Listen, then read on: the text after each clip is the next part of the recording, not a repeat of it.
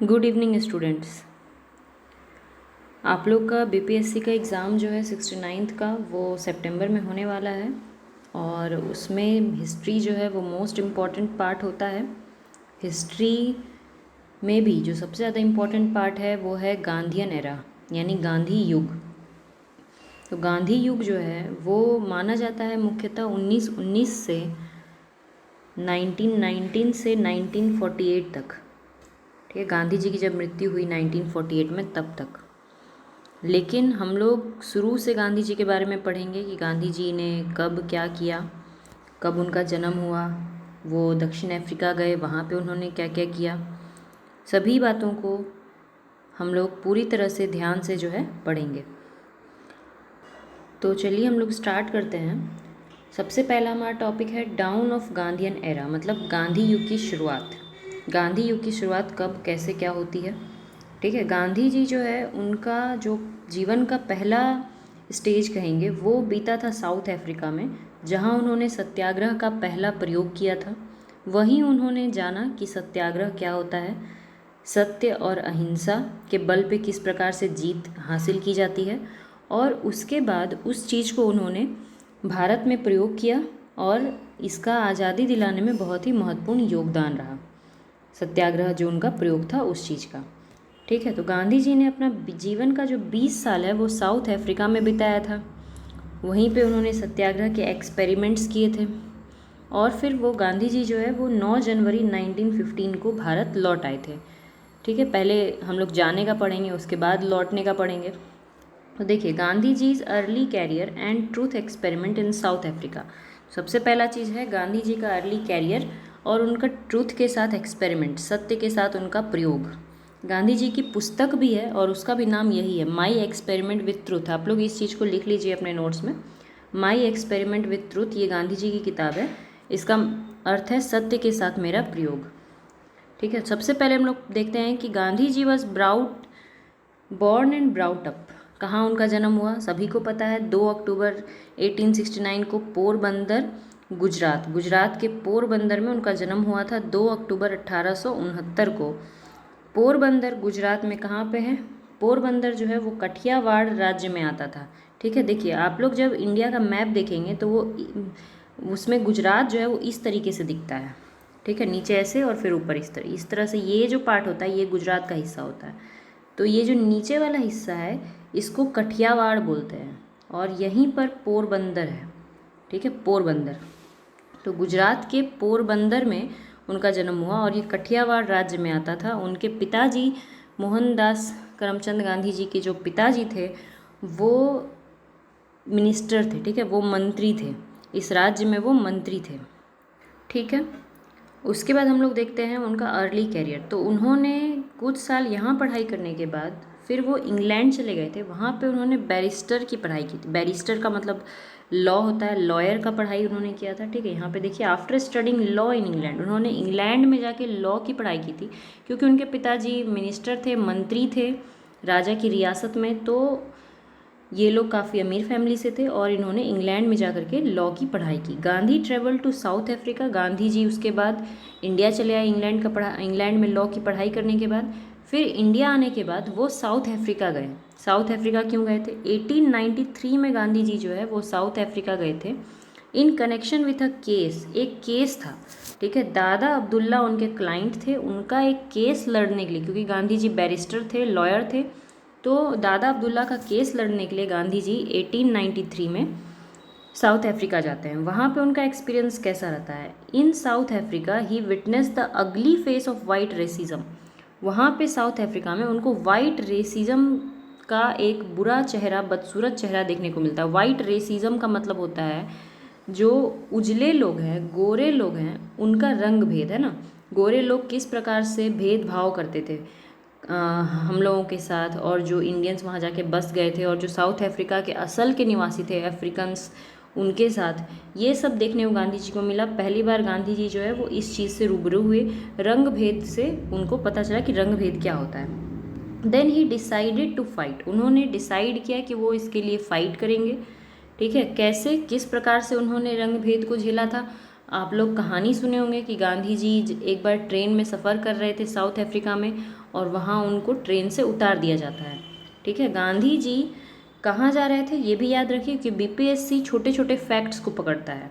ठीक है, छोटे फैक्ट्स पे क्वेश्चन पूछता है कि वो कौन सा स्टेशन था जहाँ उनको उतार दिया गया, वो कहाँ से कहाँ का सफ़र कर रहे थे। तो साउथ अफ्रीका में एक जगह है डरबन। ठीक है, डरबन। गांधी जी डरबन से प्रिटोरिया जा रहे थे। ठीक है, गांधी जी कहाँ जा रहे थे? डरबन से प्रिटोरिया जा रहे थे। और बीच में डरबन में वो चढ़े, उन्होंने फर्स्ट क्लास का टिकट लिया था, मतलब जैसे एसी होता है फर्स्ट सेकंड थर्ड एसी, तो फर्स्ट क्लास का उन्होंने टिकट लिया था और वो डरबन में ट्रेन पे चढ़े। लेकिन जब टीटी आया ट्रेन में तो उनको गांधी जी को कहा गया कि आप थर्ड क्लास में जाके बैठिए, और गांधी जी ने अपना टिकट दिखाया कि नहीं मेरे पास फर्स्ट क्लास का टिकट है तो मैं फर्स्ट में ही बैठूंगा। इसीलिए बीच में एक स्टेशन आता है मैरिट्सबर्ग। ठीक है, मैरिट्सबर्ग स्टेशन।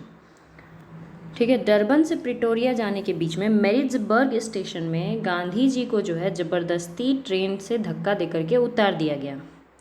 और उसके बाद गांधी जी के साथ जो हुआ था ये घटना, ये पहला घटना था जो उनको पता चला कि अच्छा मतलब काले लोगों के साथ इंडिया में साउथ अफ्रीका में क्या हो रहा है, जो इंडियंस वहाँ गए हैं उनके साथ में क्या हो रहा है।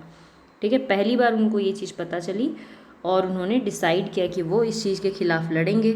लड़ने के लिए बहुत सारा हथियार का ज़रूरत था, पर गांधी जी जो है वो अहिंसावादी थे, उनको हथियारों से नहीं लड़ना था। ठीक है, ना ही गांधी जी किसी को कुछ बुरा बोलते थे, तो फिर वो कैसे लड़ेंगे, है ना। उन्होंने सोचा कि लड़ने के लिए हम क्या अपनाएंगे, हम सत्य का प्रयोग करेंगे, केवल सत्य और आग्रह। सत्य का आग्रह, जैसे एक बच्चा अपने माता पिता से आग्रह करता है किसी चीज़ के लिए बार बार कि हमको ये चीज़ चाहिए, ये चीज़ चाहिए। बच्चा अपने माता पिता को मारता नहीं है बल्कि उनसे मांगता है, ज़िद करता है। तो उसी प्रकार से उन्होंने कहा कि हम सत्य की के लिए ज़िद करेंगे। ठीक है, नेक्स्ट है इंडियंस इन साउथ अफ्रीका। जो इंडियंस जो साउथ अफ्रीका में रह रहे थे वो कौन थे? तो इंडियंस जो साउथ अफ्रीका में गए, जैसे गांधी जी गए उसी तरह से ये दादा अब्दुल्ला भी गए थे, इन्हीं का केस लड़ने के लिए गांधी जी गए थे, और भी बहुत इंडियंस वहाँ रह रहे थे। तो वो इंडियंस भी 3 ग्रुप में बटे हुए थे, जैसे endangered Indian labourer. Endangered Indian labourers का मतलब होता है गिरमिटिया मजदूर, इसको हिंदी में बोलते हैं। ठीक है, गिरमिटिया मजदूर, ये मजदूर जिसको भारत से ले जाया गया ज़बरदस्ती। ठीक है, दूसरे देशों में, जैसे साउथ अफ्रीका ले जाया गया, रियूनियन आइलैंड, मलेशिया, इंडोनेशिया। ठीक है, बहुत सारी जगह पे ले जाया गया था यहाँ से मज़दूरों को। क्यों? क्योंकि वहाँ पे खेती में मज़दूर चाहिए, फैक्ट्रीज़ में मज़दूर चाहिए, हर जगह पे। तो इंडिया से लोगों को ले जाया जाता था, उनको बोलते थे इंडेंचर्ड इंडियन लेबरर्स, गिरमिटिया मज़दूर। ठीक है, नेक्स्ट देखिए यहाँ पे लिखा है to work on sugar plantation. Sugar plants मतलब चीनी का या ईख का खेती करवाने के लिए जो है उन लोगों को लेके जाया जाता था। दूसरे तरह के लोग थे मर्चेंट्स। मर्चेंट्स का मतलब व्यापारी, जो यहाँ से वहाँ व्यापार करने के लिए गए थे, यहाँ से सामान खरीद के वहाँ बेचने गए होंगे।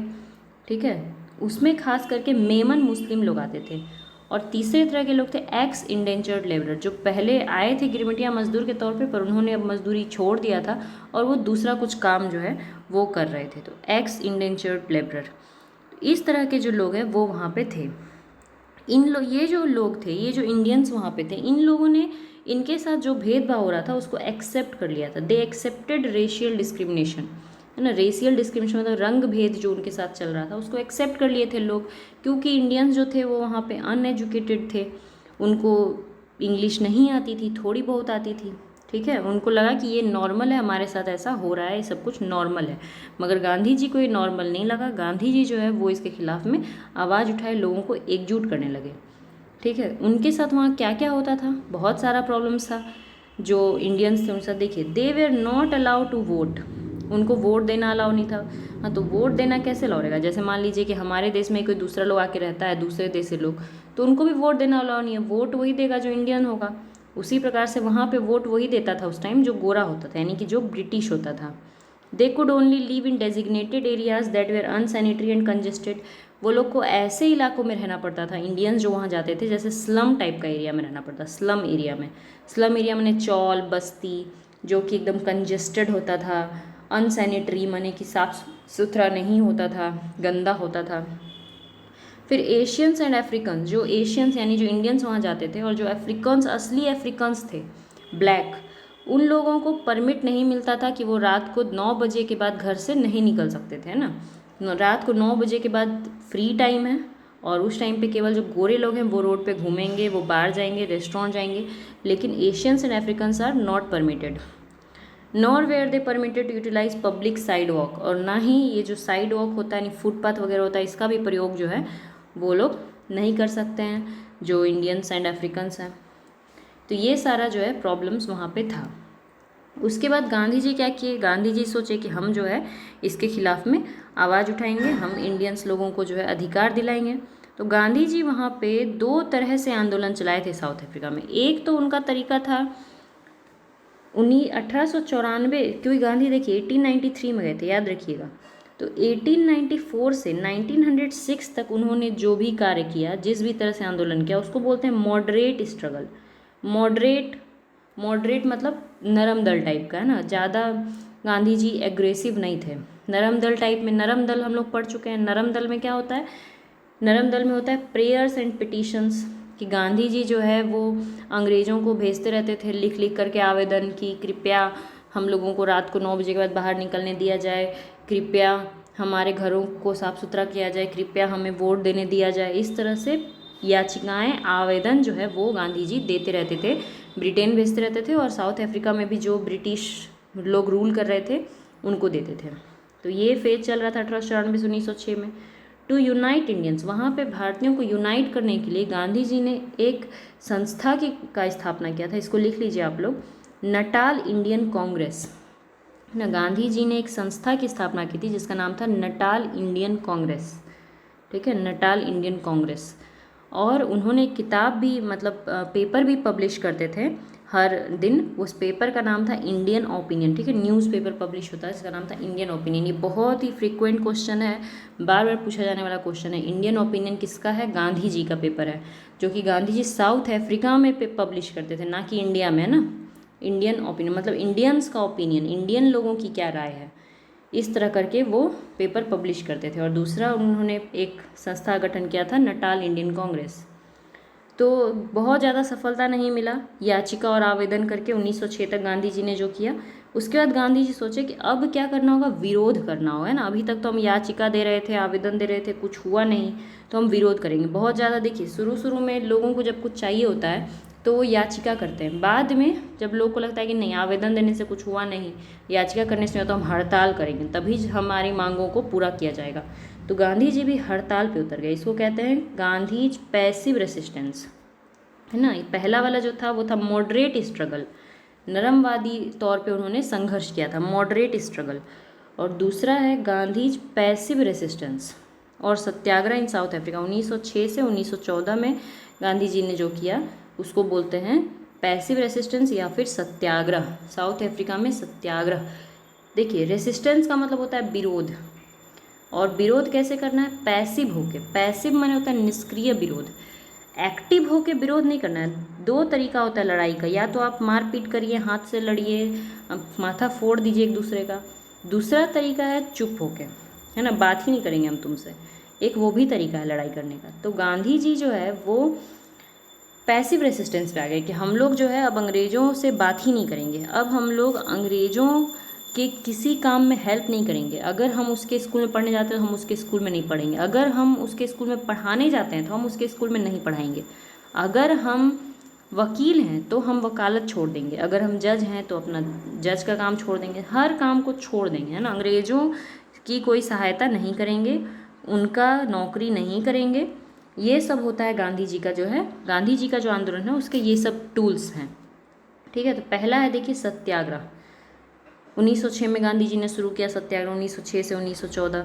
Was distinguish by the employment of Gandhi's tactics of passive resistance और सिविल डिसोबीडियंस विच ही डब्ड सत्याग्रह। मतलब वही है कि इसमें करना क्या है, सिविल डिसोबीडियंस करना है, मतलब कि बात को नहीं मानना है, सविनय अवज्ञा चलाना है ना, अंग्रेज़ों की बात को नहीं मानना है। दूसरा था सत्याग्रह अगेंस्ट रजिस्ट्रेशन सर्टिफिकेट। देखिए, रजिस्ट्रेशन सर्टिफिकेट क्या था, जितने भी इंडियंस वहाँ रहते थे साउथ अफ्रीका में, उनको अपने पास हर टाइम पे एक पास रखना पड़ता था, ठीक है, एक पास रखना पड़ता था। जैसे लोग ऑफिस जाते हैं तो पास रखते हैं, रेलवे में आप अगर कोई जॉब करता है तो उसके पास एक पास होता है, जो भी जॉब करते हैं उनके पास एक पास होता है, वो दिखाते हैं और उनको छूट मिल जाता है, वो इधर से उधर कहीं भी जा सकते हैं। उसी तरह से वहाँ भी जो इंडियंस रहते थे उनको एक पास रखना होता था जिसको कहा जाता था रजिस्ट्रेशन सर्टिफिकेट, जिस पे उनका फिंगरप्रिंट होता था और उनको हर समय रखना था वो पास। ठीक है, कहीं भी उनकी चेकिंग हो सके, जैसे गाड़ी चलाते हैं ड्राइविंग लाइसेंस रखना होता है, उसी तरह से कहीं भी इंडियंस की चेकिंग हो जाती थी और उनके पास पास नहीं मिलता था तो फिर उनको फिर सज़ा दी जाती थी, जेल में डाला जाता था। तो एक ये था, इसके खिलाफ गांधी जी ने सत्याग्रह छेड़ा कि क्यों अंग्रेज़ लोग भी पास रखेंगे, सिर्फ हम ही लोग क्यों पास रखेंगे। अंग्रेज़ों ने कहा कि आप लोग अगर एक राज्य से दूसरे राज्य में घुसते हैं, जैसे डरबन से अगर आप प्रिटोरिया जा रहे हैं तो आपके पास होना चाहिए पास, वो पास आप दिखाइएगा बॉर्डर पे, जहाँ पे डरबन से प्रिटोरिया का बॉर्डर है तो भी आपको इंटर मिलेगा। तो गांधी जी ने इसका विरोध किया, सभी लोगों ने विरोध किया और वो लोग बिना पास के एक राज्य से दूसरे राज्य में मूव किए साउथ अफ्रीका में। ठीक है, इस तरीके से वहाँ पे आंदोलन गांधी जी चलाने लगे। पैसिव रेसिस्टेंस एसोसिएशन बनाया गया, एक और संस्था बनाई गई जिसका नाम था पैसिव रेसिस्टेंस एसोसिएशन। ठीक है, ताकि अंग्रेज़ों के द्वारा जो भी कानून बनाया जाए उसका हम लोग रेसिस्टेंस कर सकें, उसका विरोध करें।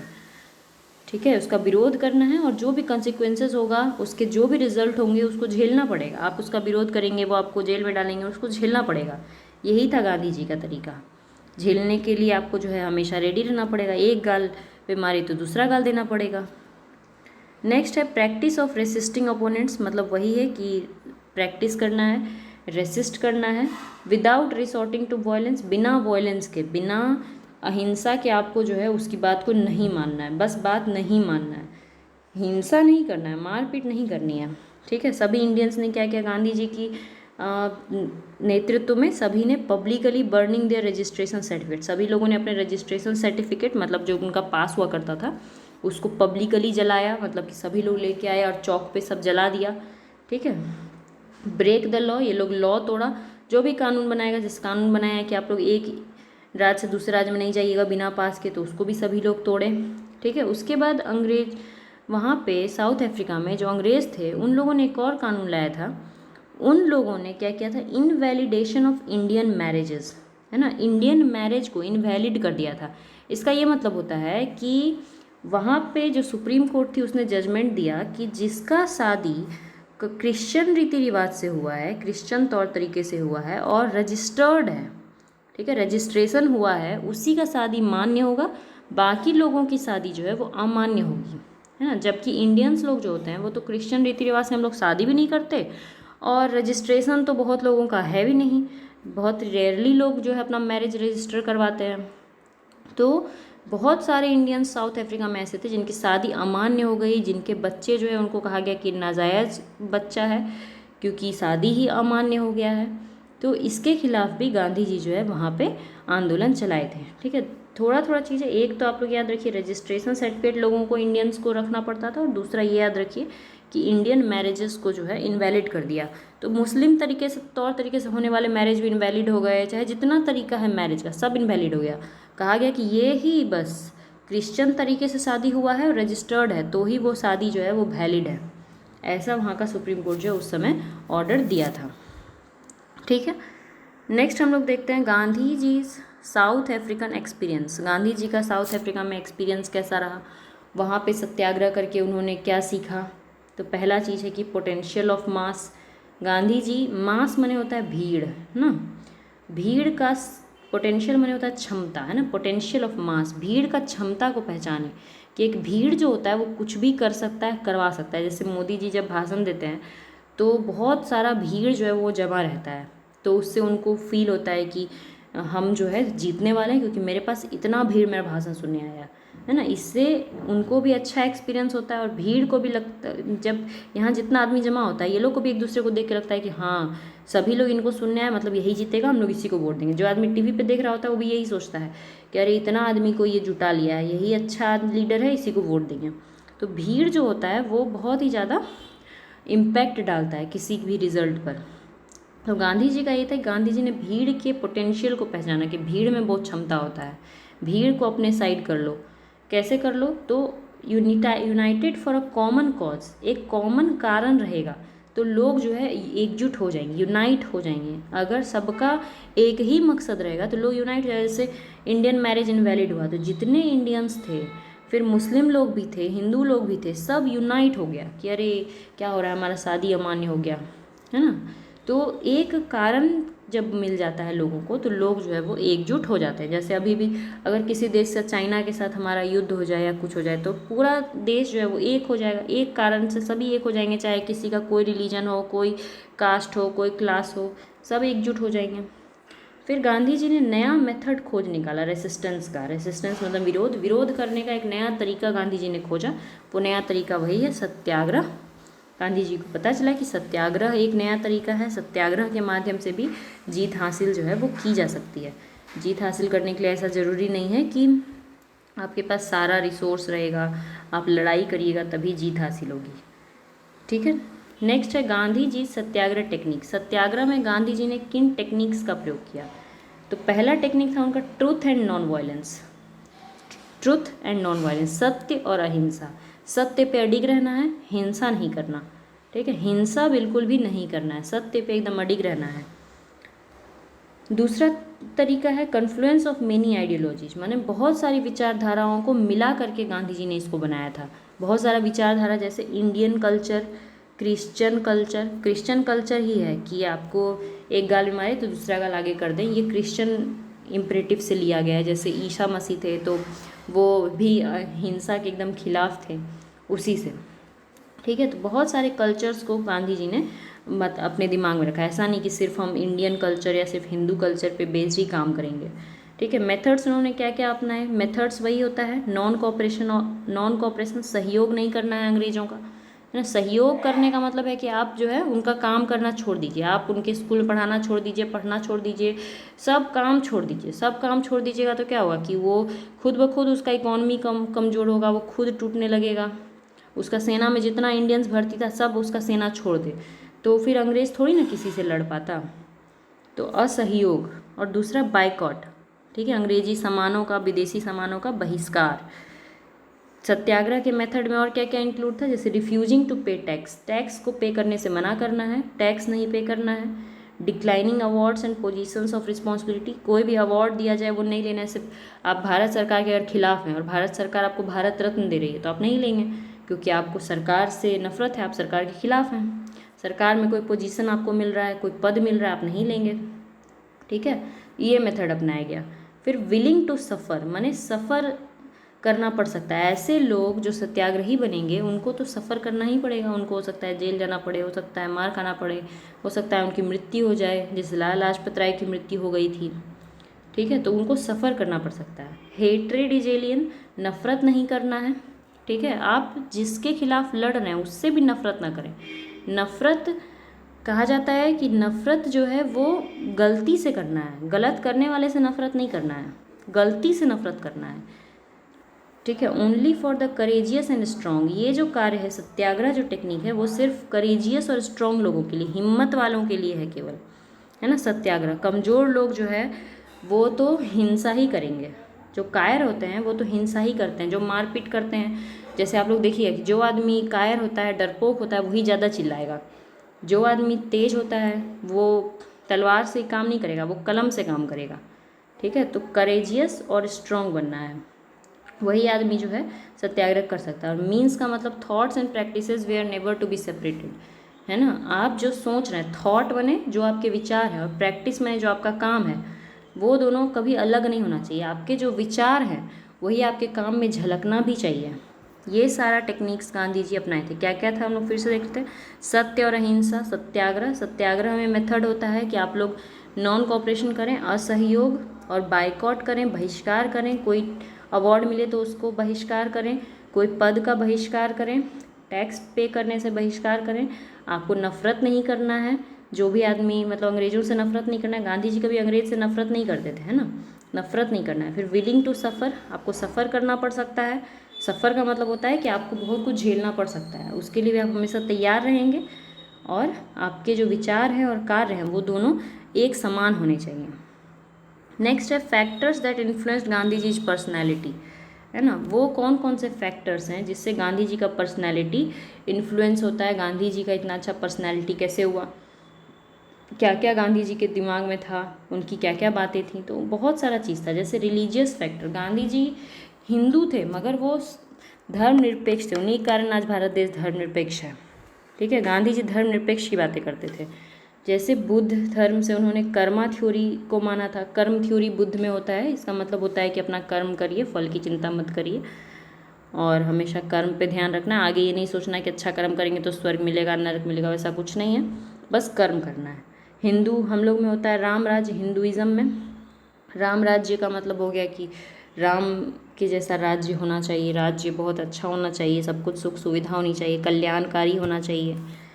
फिर जब अहिंसा वाला कॉन्सेप्ट उन्होंने जैना टीचिंग से लिया था। जैन धर्म में कहा जाता है कि अहिंसा, जैन धर्म के लोग जो है वो चींटी तक नहीं मारते हैं, इतना अहिंसक होते हैं वो लोग, बिल्कुल भी हिंसा नहीं। चींटी नहीं मारता है तो आदमी को क्या मारेगा, तो वहाँ से अहिंसा उन्होंने लिया। और कुरान के हिज्र में लिखा है कि leave the location where you are not respected, माने ऐसी जगह पे नहीं जाना चाहिए जहाँ पर रिस्पेक्ट नहीं हो, ये उन्होंने कुरान से सीखा। तो गांधी जी जो भी कार्य करते थे वो सभी धर्मों का मेल होता था। ठीक है, गांधी जी को ऐसा नहीं कहा जा सकता है कि वो केवल हिंदू थे या किसी एक धर्म को मानते थे। नेक्स्ट है, और उनकी पर्सनैलिटीज में कैसे निखार आया, वो टॉल्स्टॉय और हेनरी डेविड थारो की किताबों से बहुत ज़्यादा इन्फ्लुएंस थे। सबसे ज़्यादा उन पर जो प्रभाव पड़ा वो हेनरी डेविड थारो का किताब था। उस किताब का नाम था सिविल डिसोबीडियंस, सविनय अवज्ञा। ठीक है, इसको याद कर लीजिए, सविनय अवज्ञा किताब था हेनरी डेविड थारो का। इस किताब के आधार पर ही उनको ये पता चला कि सविनय अवज्ञा करके भी जीत हासिल की जाती है। सविनय अवज्ञा मतलब होता है कि सविनय, विनय के साथ झुक करके हम आपका अवज्ञा करते हैं, हम आपकी बात को नहीं मानेंगे, है ना, अवज्ञा करते हैं। तो ये किताब थी हेनरी डेविड थारो की। और दूसरा टॉल्स्टॉय, टॉल्स्टॉय का भी इन पे काफ़ी प्रभाव है। गांधी जी ने वहाँ पे साउथ अफ्रीका में एक टॉल्स्टॉय फर्म का भी स्थापना किया था। ठीक है, टॉल्स्टॉय फर्म, जिसको कि बाद में गांधी आश्रम के नाम से जाना जाता है, मतलब एक आश्रम ही था समझिए, जिसका उस टाइम नाम टॉल्स्टॉय फर्म रखा गया था गांधी जी के द्वारा, और बाद में उसको गांधी आश्रम के नाम से जाना गया है। ठीक है, इसको भी आप लोग याद कर लीजिएगा, टॉल्स्टॉय फर्म। नेक्स्ट है गांधी जी का कॉन्सेप्ट था ट्रस्टीशिप कॉन्सेप्ट। ट्रस्टीशिप कॉन्सेप्ट का ये मतलब होता है कि गांधी जी कहते थे कि जो अमीर लोग हैं, जो वेल्दी लोग हैं, जो the wealthy are the chosen ones the trustee, जो अमीर लोग हैं उनको अलमाइटी यानी भगवान ने अमीर बना के भेजा है। ठीक है, बहुत से ऐसे लोग होते हैं who had spoon in their mouth. ठीक है, जब वो जन्म लेते हैं तो उनके मुंह में सिल्वर स्पून होता है, चांदी का चम्मच होता है। इसका मतलब है कि वो काफ़ी अमीर होते हैं, जन्म से ही अमीर होते हैं। तो भगवान उनको अमीर बना के भेजा, वेल्दी वंस आर चूजन। तो उनका क्या काम है, उनका ये काम है कि जो उनसे कम फॉर्चुनेट हैं, जो उनसे कम भाग्यशाली हैं, उनको मदद करनी चाहिए, है ना। ये ट्रस्टीशिप कॉन्सेप्ट है। उनको ये नहीं सोचना चाहिए कि सारा पैसा मेरा है, हम इस पैसे के मालिक हैं, इस धन के मालिक हैं, ऐसा नहीं। उनको अपने धन से दूसरे जो कम भाग्यशाली लोग हैं उनकी मदद करनी चाहिए। ठीक है, नेक्स्ट है सर्वोदय। गांधी जी सर्वोदय में विश्वास करते थे। सर्वोदय का अगर इसको तोड़ेंगे तो हो जाएगा सर्व प्लस उदय, सबका उदय, राइज ऑफ द ऑल, यानी सभी लोग आगे बढ़ें। ऐसा नहीं कि सिर्फ अमीर अमीर होता जाए, गरीब गरीब होता जाए, ऐसा नहीं।